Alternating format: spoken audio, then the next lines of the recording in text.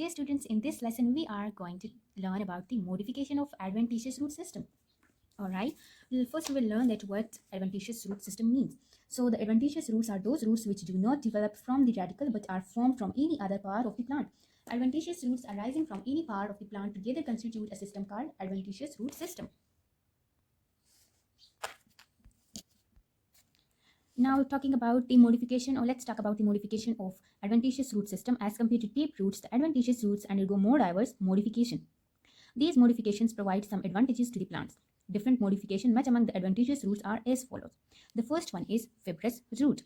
Now these are hair-like roots that arise in the form of clusters, and these arise from the base of the stem in case of wheat and maize.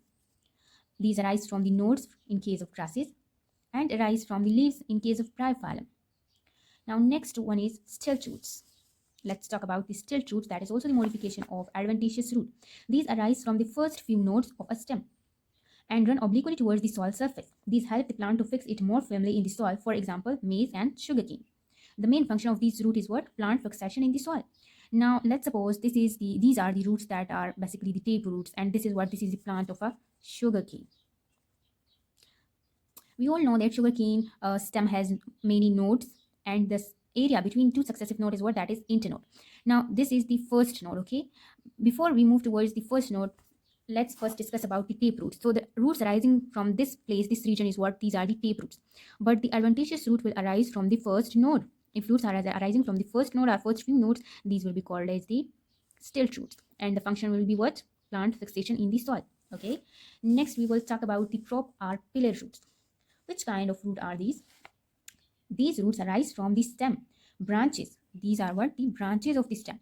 So these roots will arise from the branches of the stem and grow vertically downward. These roots increase in girth with increase in the girth of branches. What does the girth mean? Girth means size. As the branches will increase in size, these roots will also be increased in the size. These roots provide support to the plant. And in banyan, example of this kind of roots are found in the plant known as banyan. These roots are quite thick and look like pillars. That's why these roots are also called as the pillar roots. The next modification is pneumatophores or respiratory roots. Do you know what is meant by the pneumatophores? Dear students, actually these roots are found in mangrove plant, such plants that grow in marshy places. For example, rhizophora. And the waterlogged soil doesn't contain air. Let's suppose this is a soil and these are the particles of soil. So if it is waterlogged, the soil is waterlogged, then there will be no space between the particles of the soil, and the soil will be called what? A non-aerated soil. And the soil is what? Not well aerated. Means the air is not present here. Now what is the need for the air in the soil? The air is needed for the respiration of roots. Roots needs oxygen, absorb oxygen, and it release carbon dioxide. So if the soil is waterlogged, then there will be no air. For this purpose, the root will modify this purpose. Special roots arise from the underground roots. Let's suppose this is a plant. This is the main trunk or main stem of the plant or a tree. These are the branches. Okay, and these are what? These are the roots which is under the soil. Now what will happen? Special roots arise from the underground roots. These are the special roots from the underground roots which have tiny pores, and these roots will have tiny small pores, and these pores are called the pneumatophores. And what is the function of these pores? Through these pores, the roots will take oxygen and release carbon dioxide for respiration. That's why these roots are also called as the respiratory roots. The next modification is epiphytic roots. Such roots are found in some epiphytic orchids. These roots possess special spongy tissues at the apices. The tissues is termed as velamen. It has the capability of absorbing and retaining the moisture. So these roots help in absorbing moisture from the air. What is the function of epiphytic roots?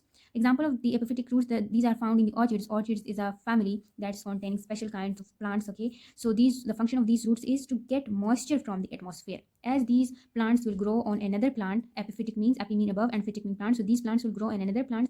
So they actually form special type of roots in order to absorb moisture from the atmosphere rather than absorbing nutrients from the host plant.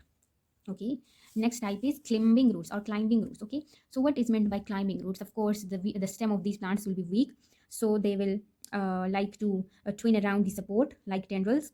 And example of this the climbing roots is money plant or ficus. Now money plant is a plant that root will get penetrate in the cracks of the support, while the ficus plant roots will release gummy substances in order to stick itself firmly with the support. Okay, Clinging roots are also epiphytic, found in epiphytic orchids. But what is the difference between clinging roots and epiphytic roots? So the epiphytic roots function was to get moisture from the atmosphere, while clinging roots are the function of clinging roots is to attach or twin or provide extra support to the plant.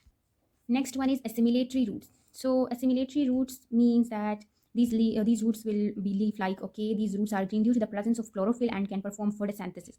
So in order to increase the rate of photosynthesis, these roots will be modified into green color, and the function of these roots is also changed. Tinospora, cordifolia, and Tinophyllum. These two are the example of assimilatory roots. Next one is parasitic roots. So you can understand it with the name that these roots will be found in those plants which are parasitic in nature. Actually, these plants are yellow in color and they are unable to make its own food, because for making own food, the plants need chlorophyll, and in fact, they will be green in color, right? But these plants, parasitic, who contains the parasitic roots, are yellow in color, and what they do, they release their hostoria through which and penetrate their hostoria into the xylem and phloem of the host plant in order to get food from the host plant. Example is Cuscuta. Next one is reproductive roots.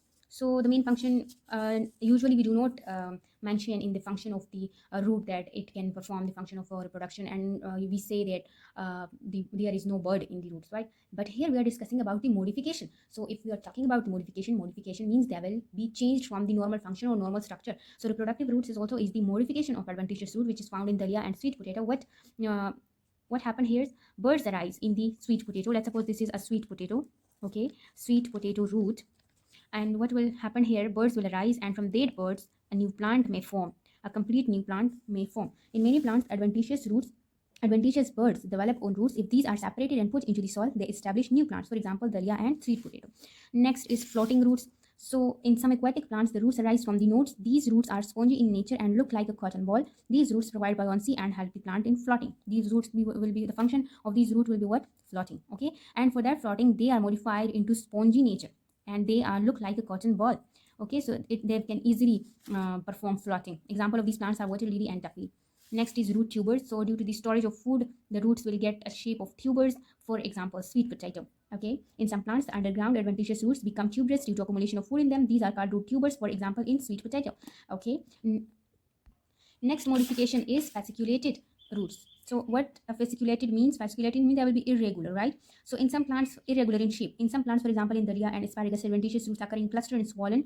These are called fasciculated roots. And why they will get swollen? Just because of the storage of food. Okay, you may see here. So they get swollen. Okay, next is nodulous roots. These will be also swollen, but these will look like beads. You may see here in this diagram, and these will get swollen at the apices, while these may get swollen at any place. Okay, so this is the difference between nodulous and fasciculated roots. That in fasciculated, the roots will get swollen at any part, at any region, while in nodulous roots, they will get swollen only at the apices, and they will look like beads.